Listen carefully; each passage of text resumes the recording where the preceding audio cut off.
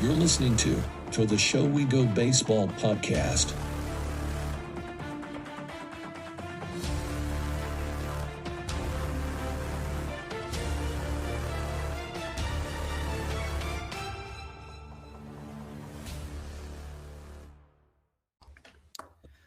What's up, everybody? Welcome into episode 52 of the Show We Go with Ed Hand and myself, Andrew Parker. It's the Blaze Jordan episode. I don't really know if we need an introduction to you, Blaze. I feel like you've kind of stole Red Sox Nation's heart a little bit, obviously, which I know it gets talked about a ton, but you obviously went viral on YouTube years back. But just all around great Red Sox prospect as you've come through the system. Now you're all the way up to AA now. But don't really feel like I need to introduce you too much. But Blaze, I know we were talking a little bit off air, but the off season's almost over. But what have you been up to in the off season, I guess, as we getting toward a report date? Yeah, I mean, this all season was a really big one for me. So I invested a lot of money in myself, just trying to take that next step of what I feel like I needed to do. So I ended up building my own facility and weight room and everything. And I was doing my meal plan and everything, cooking for myself, keeping track of all that. I ended up getting down about, I'm like 24, 25 pounds down. I'm all the way down to 203 right now. So I feel like a completely different player.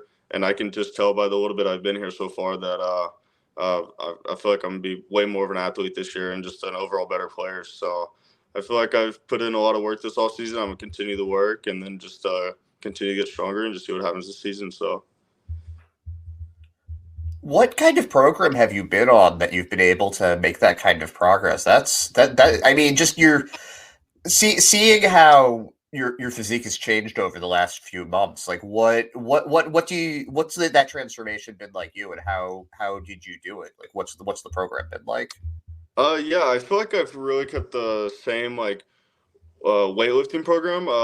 Just I was starting to go a little bit heavier and stuff this year, just trying to get my strength up, and I feel really strong right now. But one thing I implemented was a lot more conditioning. So I would get on like a treadmill or something, and I'd run about a mile each day, and it would be like on an incline, and I would have a 40-pound vest on also. So it was kind of like having that extra weight on me and everything. So it was to make it a lot tougher and everything. So I made sure I did that. I did that every single day in the off season. I did take one day off, and then the main thing for me though was my nutrition.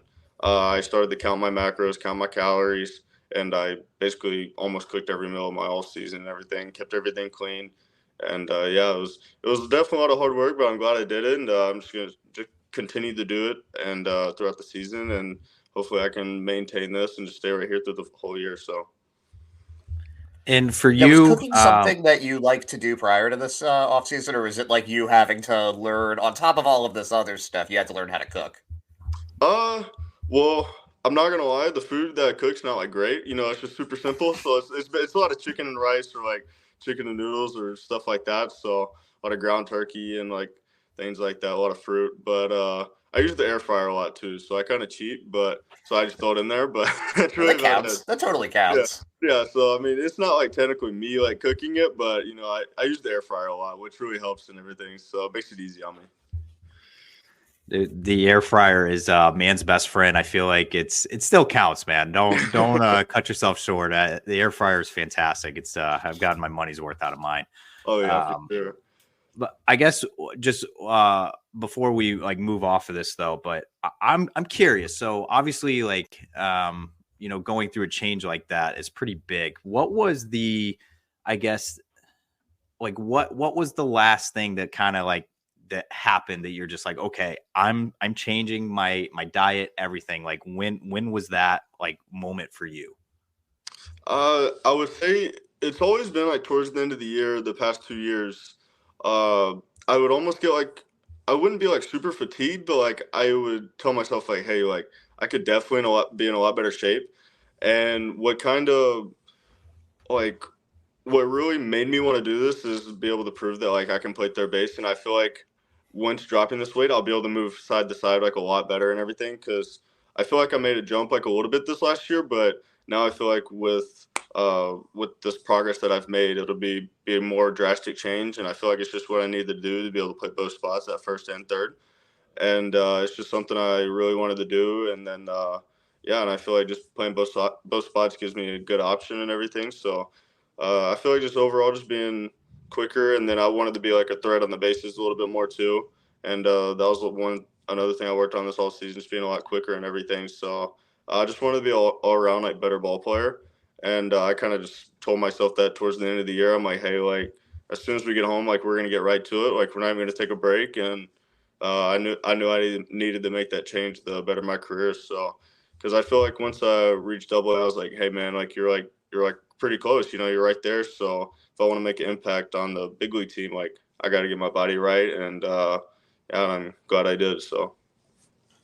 Yeah. So speaking of Double A, it was. I mean, I follow your seasons since you were drafted, and it felt like you were really tearing things up in High A this year. And the promotion to Double A was just wasn't happening. It was like you'd hit a home run, you drive in 3 runs, you'd hit a couple doubles, and you're still there. But then it's like you look at your age, and I mean, you were 20 last year. Like you when you did get promoted, you were one of the youngest guys in the league. Like not just like a 20-year-old. You were a 20-year-old in Double A. There aren't a lot of those. So I was just wondering how you adjusted once you got brought up there, and once what the change between High A and Double A was like for you, both mentally and like the physical part of it. Yeah, I wouldn't say like the stuff or anything really got much better. It was just the more consistency of the pitching.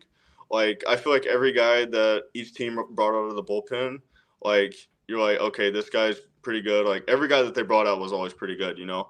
It wasn't like I feel like in high sometimes you got some of those guys, you know, that you can jump all over, you know, and they don't really have the best stuff, but you also had the guys who still had really good stuff in high and all that. But so it wasn't like too much of a jump of like stuff. It was just a lot more consistency and just putting the ball where they wanted to. And I feel like the pitchers were a lot smarter on how to attack me and everything. And it was just like an adjustment. And yeah, and I feel like towards the end, I started making more adjustments and everything, having better at bats and taking more pitches. But you know, I still just trying to get my chase rate down from last year, because I realized that's one of my problems that I have. And I'm working hard with the coaches and stuff down here and some drills and everything to be able to do that. And I feel like was just rushing a little bit, trying to maybe prove too much, you know, and it was causing me to chase a little bit. But yeah, and looking forward to up to the challenge again, wherever I end up at, and see what happens. So.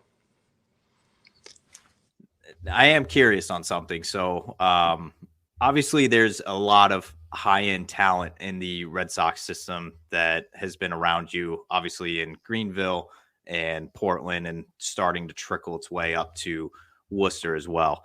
From your point of view, like what is that like, I guess, being a part of that and just having, you know, that talent on your guys' team? And I guess obviously it's added competition, but I guess from your point of view, what is it like, I guess, playing with like such great players all around you?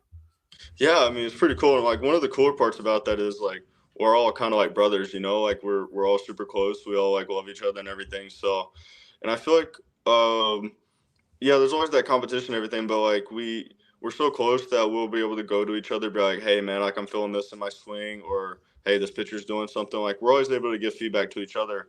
And so being able to just be around those types of players and being able to learn from them or learn from each other, it's always pretty good, you know. So, but yeah, it is pretty crazy the kind of players that you're around every day, whether we were in high or double A. You know, we always had a good clubhouse of lots of talent and everything. So it was always pretty cool. And yeah, and even the other teams that we'd play, they even realized it too. Like, hey, y'all, like they're like, dang, y'all got a lot of studs in y'all's team, you know. So they even got to see that too. So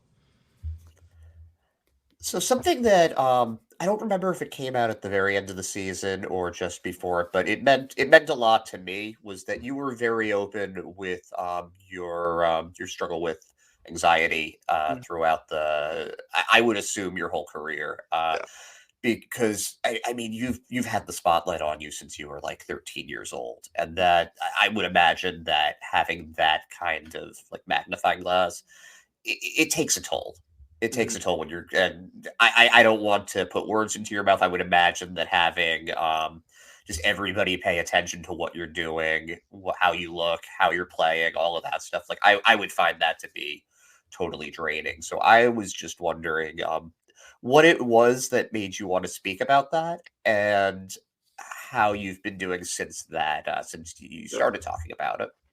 Yeah, for sure. I feel like once I wanted to make that change to my body, I feel like I couldn't like take that next step forward unless like I kind of got that off my mind, because I've always, like you said, I've dealt with that my whole career, ever since I was in high school and everything. So like these past 2 seasons, like yeah, like I would go through some spells and everything. It would be pretty tough, and my mind like wasn't cleared, like I was dealing with a lot of things.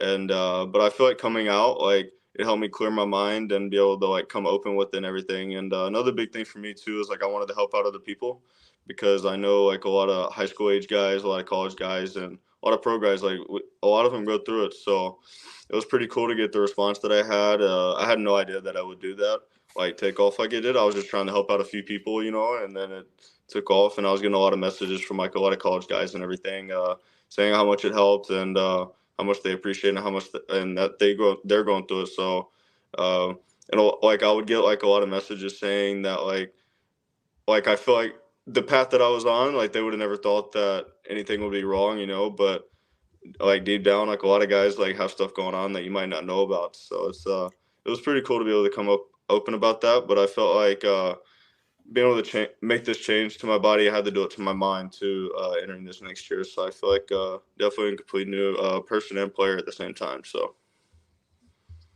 And so I'm piggybacking on that. What is a typical conversation between you and Christopher Troy like? It's pretty funny. He's a lot smarter than I am. Like we were actually talking at the lunch table today, and I mean, it's just we're not too serious like a lot of the time, but we do like have conversations about like businesses and stuff, like because he's all into that, and like all into real estate and everything. And I actually have like rent a house and stuff back in my hometown, so we'll be talking about that, like hey, like I might make a move on something like this or something like that. And but yeah, he's always a fun person to have a conversation with, but he definitely is a lot smarter than me. So sometimes like I'm not on his level, so sometimes I don't know what he's talking about. But most of the time that when we have a conversation though, it's just like a lot of goofing around, just as friends and stuff. So we don't really get too much on the business side, but every once in a while we do. So.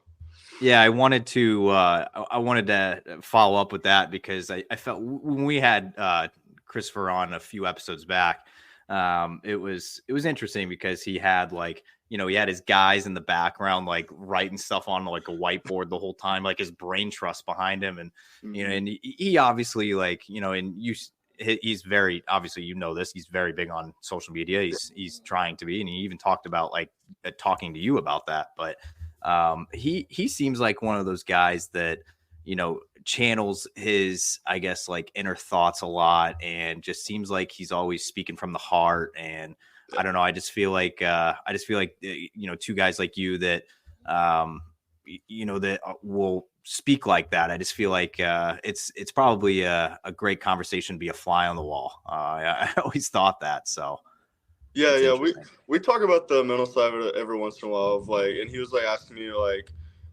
even he was like, dang, I had no idea that you were going through that, and he was like, it actually helped him too a little bit. So, and but yeah, we don't really get too deep, like especially when we're at the field and stuff. But we have had a few conversations about like the mental side and everything. But most of the time, it's just us goofing around. So. So kind of a different vibe here, but you're from Mississippi, right? I am. Yes, I am. I think especially here in the Northeast, like we don't have a great idea of how like Mississippi is different from Alabama, is different from Georgia, and so on. What stands out about Mississippi to you, having grown up there? I assume you lived there during the off season. Like what do you like about it down there? What I like about it, like, I feel like a lot of people think it's like super small towns, but where I live, like, I'm a suburb of Memphis, Tennessee, so like my town's still pretty big. But what I like about it, it's like a pretty peaceful town. There's not much going on at the same time, but like I can drive like 10, 15 minutes and be like into a pretty big city. So, but I kind of like that. peaceful like stuff, like being in the woods and everything. Like my new land that my parents just bought, we're about to build and everything. So that's where I put my building and all that. So we're gonna put like a pond and stuff down there. So just being able to have like places to go like that, like kind of out in the middle of nowhere, just kind of get away and stuff for a little bit. I feel like a lot of places you're not really able to do that, but in Mississippi, like you have plenty of spots that you can do that with. So that's kind of one thing that I like about it and everything. So it's just kind of like, and I feel like I have a pretty close group down there of a lot of my friends that I went through like high school and stuff with. And there's not like, I went to a pretty big high school, but a lot of my friends kind of just stayed around that area or went to college like around that area. So it's just, I feel like we're all pretty close down there. Now, which teams do you follow there? Is it more on the Texas side? Is it the Braves? Like which team did you grow up rooting for? I would say I watched the Cardinals the most, or I watched the Tigers a lot too because of Miguel Cabrera. But I watched the Cardinals probably the most because of Albert Pujols. Obviously, I didn't really have a favorite team growing up. I was just kind of like a baseball fan, and just turn on whatever game was on. But those are the two guys that like I really enjoyed watching. My first major league game I ever went to was the World Series game that Albert Pujols hit 3 home runs in Texas. Oh So wow. ever since then, he was kind of like my guy that I like love to watch. Um, so yeah, that was pretty cool.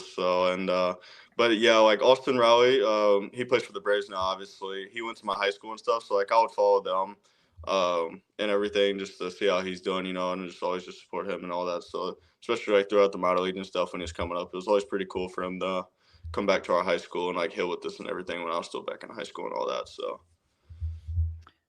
I have a couple more Mississippi questions, but I'm going to ask those later because I kind of do like some like random quick ones, but I'm going to get to those later. You talking earlier about you dropping weight and wanting to play more third base, it kind of got the wheels spinning a little bit. So I covered the team in Worcester this past year, and I got to see a lot of a guy like Bobby Dahlbeck, who is a guy that can play, and he was playing shortstop, he was playing right field, but he mostly played first and third base in Worcester. Is a guy like him somebody, I guess, when you get down to the facility, like a guy like him, you cannot wait to pick his brain? Like, does that kind of stuff happen? Has it happened yet to you, or is that something that you're planning on doing as you're getting older into the system? Yeah, I mean, it would definitely be pretty cool too. I feel like the past couple years, I mean, obviously I've gotten into some big league games in spring training. I think I got into like 4 or 5 last year, but we're kind of like separated and everything a little bit in spring training, so I'm really not around them a whole lot. But I feel like maybe like being down here a little bit earlier, some of them guys like come on a little bit earlier. Maybe I'll get to pick their brain and everything. But it would definitely be a great conversation to have. Be able to play the same positions and all that, and obviously he had a great year in AAA, so be able to pick his brain on the hitting side and all that. And I feel like being able to pick Tristan Casas' brain on the hitting side also, and then the adjustments that he had to make when he got there, because obviously he ended up having a tremendous year. So, and he's a good guy to talk to, and I've talked to him a couple of times, but I feel like being able to pick his brain like more on the hitting side and just see how he goes about it would be pretty cool also. So. Have you found the veteran players, or not even necessarily? It's weird calling Cassis a veteran, but the players that have been up there, do you find them to be pretty approachable? Like, if you go and ask them a question, they'll answer it, or is it like they're in like a different tier, and you're like the rookie that has to come up and like how's that? Oh yeah, some of the guys I've talked to, I mean, they're always pretty approachable. Like I talked to Trevor Story a little bit when he was up in Portland, rehabbing and everything. So most of the guys that I have talked to are pretty approachable. But like I said, I really haven't gotten to meet or talk to a few of them because like I said, in spring training we're kind of separated and everything from it. We're all doing our own different things. So I haven't really been able to be around a lot of them. But like I've been able to talk to Costas a little bit because he was still in the minor leagues like when I first got here and everything. So we were kind of doing the same stuff and in the same groups every once in a while. So being able to talk to him was pretty cool, and see what he's doing now is also super cool. So Before I get into some random questions here, how glued were you into once you got promoted to Double A? Were you invested into the Greenville Drives championship run? Oh, I was pumped when it got super close to the end. We started turning on after our games. We would turn on the TV in our locker room and everything, and then actually I got home, and they were still playing in the championship game, and I just remember I was telling Christian Campbell this when he hit the home run in the actual championship game. I was actually like, I was pretty hyped about it. I got up and like started standing up and everything, and I was pretty pumped. I wanted my boys to win it. It was pretty cool to see them go all the way, and I know they deserved it, and they were able to put all the work in and everything. So it was pretty cool to be a part of winning the first half with them, though. Being able to celebrate with them. We won it literally on the last day, even though we didn't win that game. We still were able to clinch, but it was pretty cool to celebrate. And then I couldn't imagine what the celebration was like towards the end of the year. But yeah, I was pretty pumped for my guys down there. So. Now, I noticed you were saying before when you were listing some of your favorite players there, like Miguel Cabrera and Albert Pujols, they've got some stuff in common with you. Right-handed bats, came up third baseman, a lot of power. Have you always seen yourself as that big? Just the slugger, the guy that's gonna hit the ball five. I mean, there are videos of you when you're 13 hitting these like 500-foot just moonshots. Is that how you've always seen yourself? And when did you realize you had that kind of power? Because I'm going to be honest with you, never met a 13-year-old that can hit a ball like 500 feet or whatever is happening in those videos. Like it's pretty incredible. Yeah, I kind of figured out at a young age that like I was like kind of a power hitter. Like I was hitting home runs at like 6 or 7 years old. Like obviously the fences weren't that far, but like none of the other teams that we were playing were really doing. I was kind of like the only one doing it in my area and everything. So I right, like even a 200-foot fence for a 6-year-old, that's pretty far. yeah. So like when I was doing stuff like that, I was like, oh okay, like like I didn't really know like that young age, but I guess I kind of saw it. But once I did hit like the 11, 12-year-old years, like I kind of noticed like, dang, like yeah, I am hitting the ball pretty far, like it, but it's kind of one of those things that we were still using the aluminum bats back then, so I didn't really like care too much about all that until I started using a wood bat, and then once we started using the wood bats and I was able to do it, I just knew that maybe I did have a shot at playing this game at the next level, and that's how it turned out. But I knew I had to also be a complete hitter, and that's kind of been my whole goal, like throughout my career, is just being the best hitter I can possible, and all aspects of the game. Because I feel like I did a really good job this past year of cutting my strikeouts down, and I feel like that's just one of the things that like I've always wanted to do. Like obviously, I'd want to walk more, and that's gonna be one of the goals that I have going into this year is just keep the strikeout rate the same, but also walk more at the same time. And but yeah, my biggest goal is just to be the best complete hitter I can be while also having power. And yeah, I feel like I'll be able to do a better job of that this year. Going into the season, feeling better. And I feel like I'm a lot stronger than I was last year. So hopefully, I can. The numbers of the power will go up a little bit as long as I stay in my approach and just continue to get better pitches to swing at. But I feel like that's the biggest thing for me is just not getting out of my zone and chasing pitches because sometimes I get myself out sometimes doing that. So I feel like if I get my pitch to hit and everything, hopefully I'll be able to have the power numbers go up. So.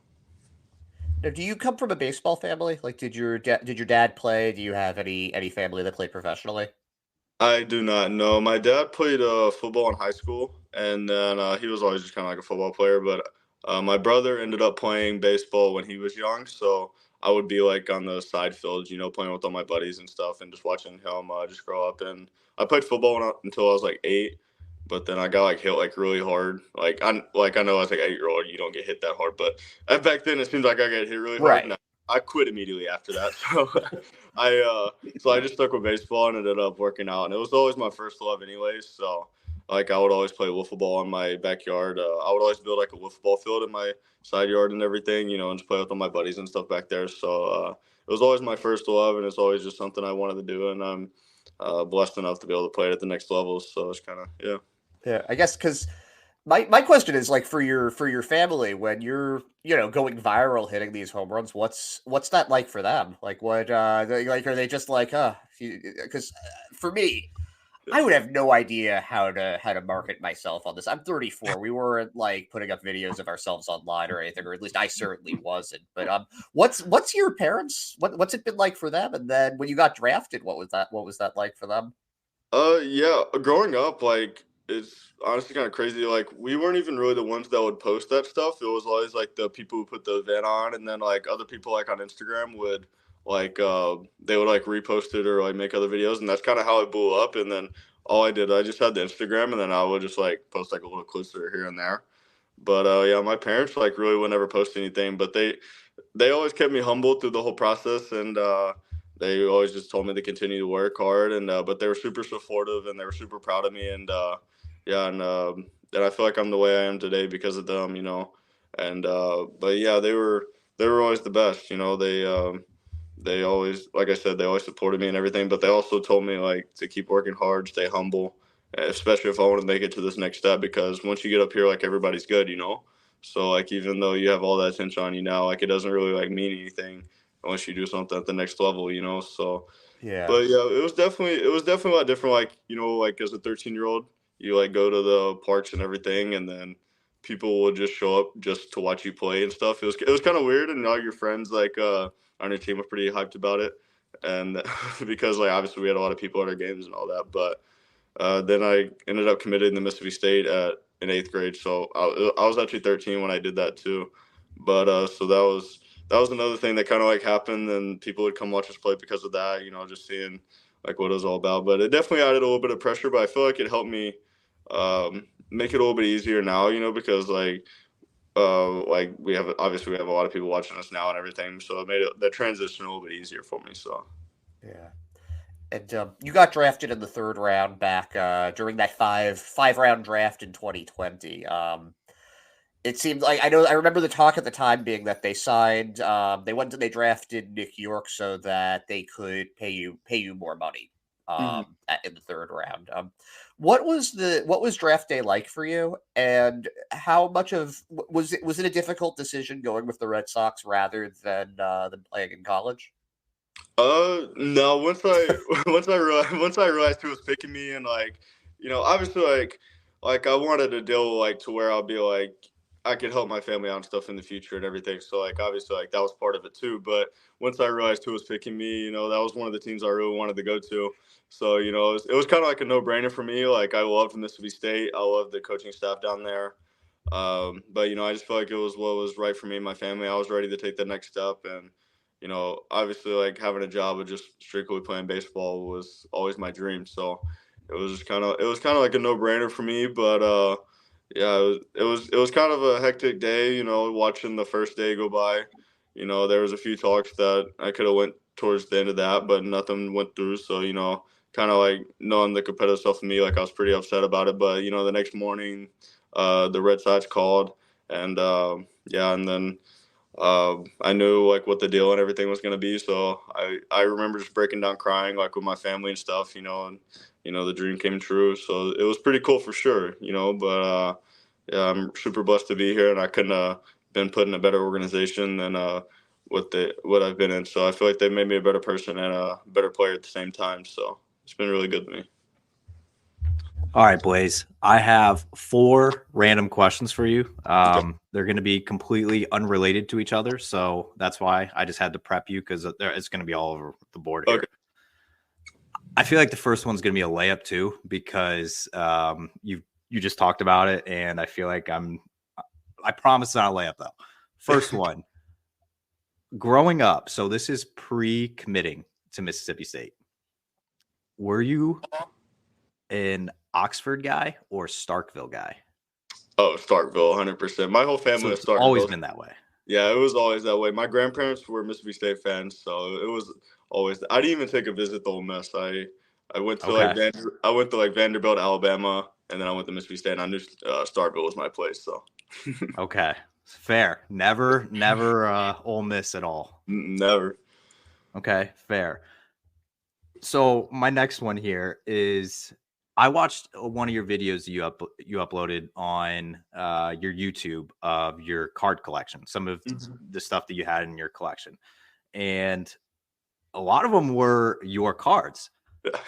When did it kind of hit you that you're just like, holy cow, I am on a baseball card and people actually pay like a decent amount of money for my signature? And like, when did that hit you? Like how crazy that is?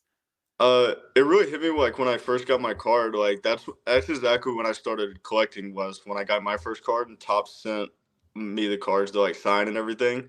And then I saw like all the different colors and all that. And I was like, dang, these are like pretty cool, like be able to collect all these things. So then I like immediately like went straight to eBay, and then I bought some like Juan Soto cards and like stuff like that. Then ever since then, I just been buying stuff ever since. And then and once my card started to get out on the market, I kind of just like obviously like, we don't get to keep some of them, so I'd have to go to eBay to buy them.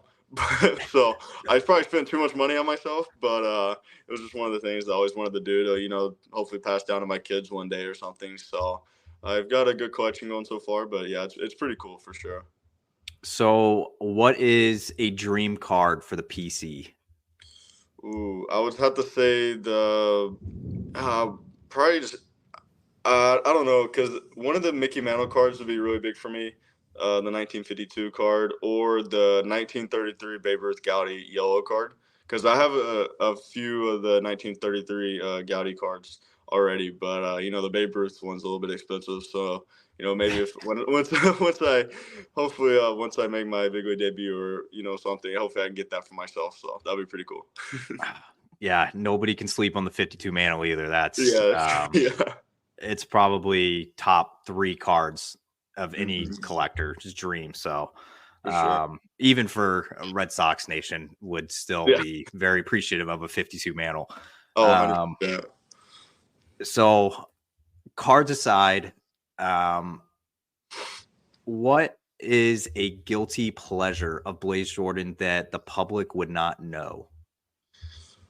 I watch a ton of YouTube, and it's mainly, it might sound crazy, but I watch a lot of home renovation videos. So like I'm big into, like I said, like I have that rental house back at my place, so we completely gutted the house and we completely redid it. So I kind of like grew up like watching the HGTV shows with my mom. So now I go on YouTube and like see how people do it and everything. So actually planning on this next off season get a couple more and completely gotten them, and then maybe flip them or turn them into rental houses also. So that's kind of like I basically watch them every day and night. So it just might be random people too that I don't even know. That just it's not like a certain episode or certain people that I watch. It's just I like to see how people do it, and I feel like it's a cool business to get to, like as a side gig. So, or is that something that you would like post playing days? I know you still got a lot in the tank, but I know that's way down the road from now, but is that something that you'd be interested in? Like this is what I want to do when I'm done playing? Oh yeah, for sure. I think, and even when I am playing, like in the off season, like I said, like my brother helps me out a lot too because he's an accountant. So, he deals with a lot of that stuff, like the money side of it and everything. But I just kind of like help pay for like everything. But he deals with all that side. He deals with all the headaches and all that. So I'm glad to have him down there. And he's close to the house and everything down there so he's able to take care of it. But it's just kind of like something that I like to do to like get my mind off of things and get my mind off of baseball for a little bit. And just I go on Zillow like all the time just to look up random houses, even though I might not want to buy one right now. I just like to see what the market does and see what they're at right now. So, hey, HGTV, if they're ever looking for a show, yeah, Blaze Jordan over here. That's what I've been saying. I was like, hey, I need to make my own show or something. Yeah, I mean, it's got I'm guilty. I turn on HGTV whenever I'm hanging out at the house or whatever. Like it just happens. Like, and fiance walks in, she's like, wow, you're watching that? I'm like, yeah, I'm watching it. Like it is what it is. All right. So my last random question. You are a man of the South, so I have high hopes for this. Mm-hmm. It is lunchtime. We're also gonna go new diet for you. Okay. So let's go last year, right? So I know you're cooking a lot, you're eating a lot healthier. Mm-hmm. Not all of us are like this right now. So all right, so let's flash back a year. Mm-hmm. You want some lunch and you're gonna go hop in your car and you want some fast food that day. In particular, you want fast food fried chicken. It can be a sandwich, it can be strips, anything. It has to have a drive-through. And all of the options are available, like any place in the country. Where are you taking your car? Straight to Zaxby's. I know it might sound crazy, but Zaxby's is a big one for me. So, okay, I have to explain just from Parker's reaction here. He loves Zaxby's. It's like his favorite play. And we ask this question to everybody that comes on the show, and he's batting like 3 for 52, or like I think 4 for 52 now. So you just ended his hitless streak. Blaze, I'm gonna be honest with you, man. I've asked that question to every single guest. You are guest number 52. Like it's a new guest every episode. I've gotten Zaxby's twice before you, Alex Spinellis. And Josh Lester, the only two. Alex Manella said he lives at the one in Fort Myers. So I love that from him. But it's like, I have been 2 for 51 going into this episode. Yeah, I'm glad I can help you out there. I don't know why more people don't like it. It's crazy to me. Like, I'm like, dude, it's so good. It's way better than Chick-fil-A, in my opinion. And I don't know why, but, you know, it's just big for me. This is incredible. I was not expecting that, to be honest.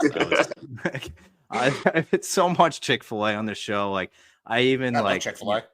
I told Zaxby's, I'm like, listen, like I sent him something. I'm like, listen, I ask a question every time I interview people, and I always want to direct them towards Zaxby's, but like it's hard to like try to even get a sponsorship if nobody's saying it on the show, because it's like they're just gonna listen and be like, well, the past 10 people have said Chick-fil-A. It's like I'm trying my best, man. I'm trying. That's incredible, man. You made my day. Oh yeah. All right, Ed, we're gonna empty the bitch here. Whatever you have left in the tank, let's hear it. Yeah, so I got a couple of not as baseball related. Your name's Blaze Jordan. Coolest baseball name, I think, right now in the minors. Is Blaze your first name? Is it short for something? Is it a family name? No, it's my first name. It's on my birth certificate and everything. It's my first name. It was actually found. My mom was reading a magazine while she was pregnant with me, and there was a story about a kid in there, and his name was Blaze. And my dad wanted me to name it because he thought I was going to be a football player. So he was like, dang, that'll be a really cool football name.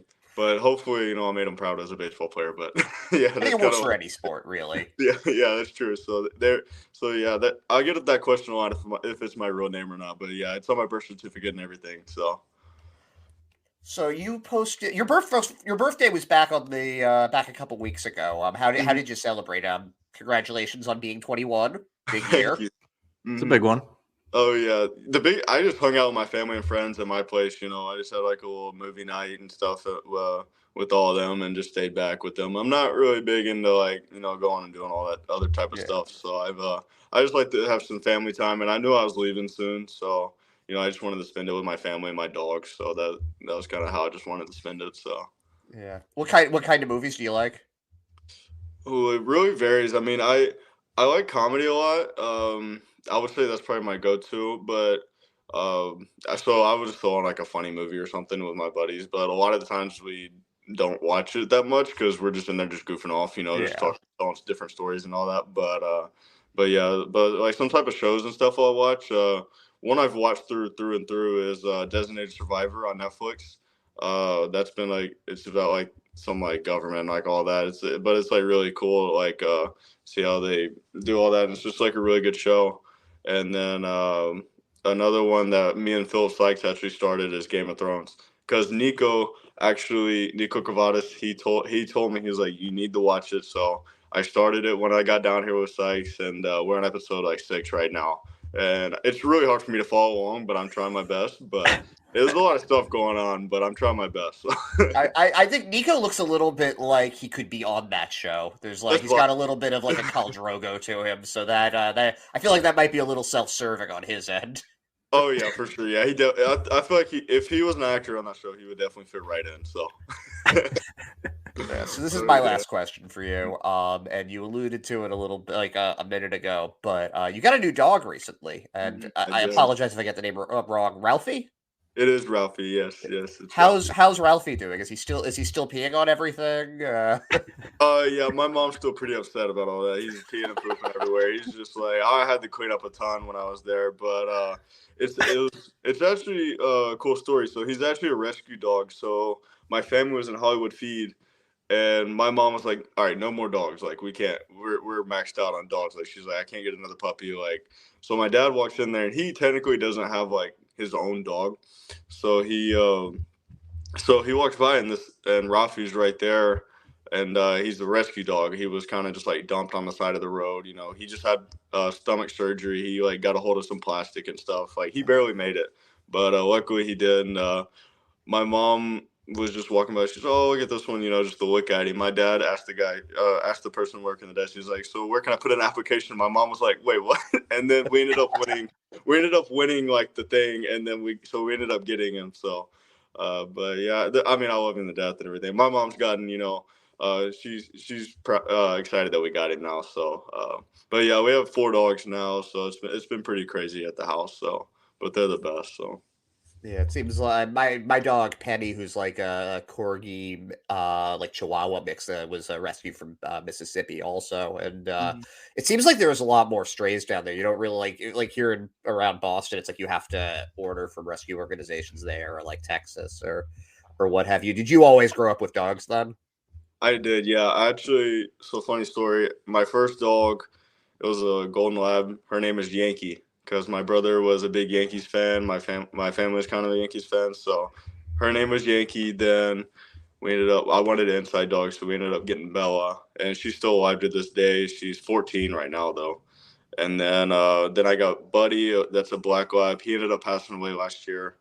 Buddy and Yankee have passed away now, but then we ended up getting Fendi and Louie, and now Ralphie. So now we have 4 dogs, and then I have a 20-year-old cat that lives outside, and his name's French Fry.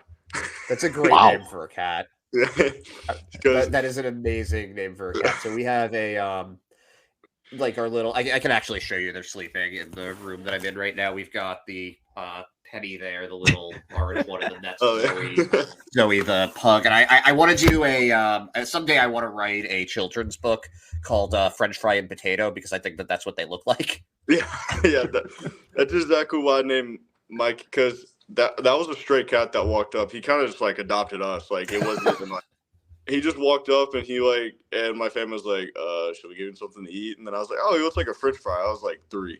So then we just called him French Fry ever since then. So, but yeah, he's still living to this day, climbing walls and stuff. I don't know how he does it, but he's super old, but he's still doing good somehow. So that's amazing. Still trucking along. I have to ask before one of my last questions here. Louie and Fendi, your 2 other dogs. What breed are they? Golden Doodles. Golden Doodles. Okay. Golden Doodles, yeah. So Louie, actually, he became a lot bigger than what we thought. We thought he was going to be like 75, 80 pounds. He's like 105 right now, and he's not like fat either. Like he's just like built, and he's really tall. Like when he stands up on his back legs, like when I come in the door, like he'll like stand up and like give me a hug. Like it's kind of like cool how he does it. But he's like face to face with me when he stands up. So like he's like right in my face and everything. But it's immediately dog. Door. So, but yeah, he's a lot bigger than what we expected. But Fendi's like the right size and stuff. So they're not like miniature or anything. We got the big golden doodles. So. Yeah, so I got one last question for you. And this is going back to baseball. You can hit a home run off of any pitcher in the history of the game. Who are you hitting a home run off of? Ooh, that's tough. I would have to say Mariano Rivera, because I would watch some games. And then I remember watching Miguel Cabrera. He in the same series 2 home runs off of Mariano Rivera. And I thought that was the most impressive thing ever. So, like, it was 2 of the guys I like watching. Like, I like to watch him pitch. So then once they were facing off each other and I saw Miguel Cabrera do that, it was pretty cool. So I feel like that would be a cool one to do it off of. Yeah, I was saying that the other day. I loved Rivera pitching, but grew up a Red Sox fan, and I always felt a little disingenuous saying I hated him because I hated him, but he was so good. He was like, how can you disrespect that? He's the best to ever do it. He's the only unanimous Hall of Famer. There's a reason for that. Oh yeah, 100%. As many backs he's broken, so I would just come out as a win if I didn't bring my bat against him. So if I hit a home run against him, I would love that. So. Well, Blaze, you've given us a ton of time, and appreciate the Zaxby's love as well. So I just wanted to say thank you for hopping on. We appreciate it a ton. Oh yeah, anytime. I appreciate y'all. It was a lot of fun. So.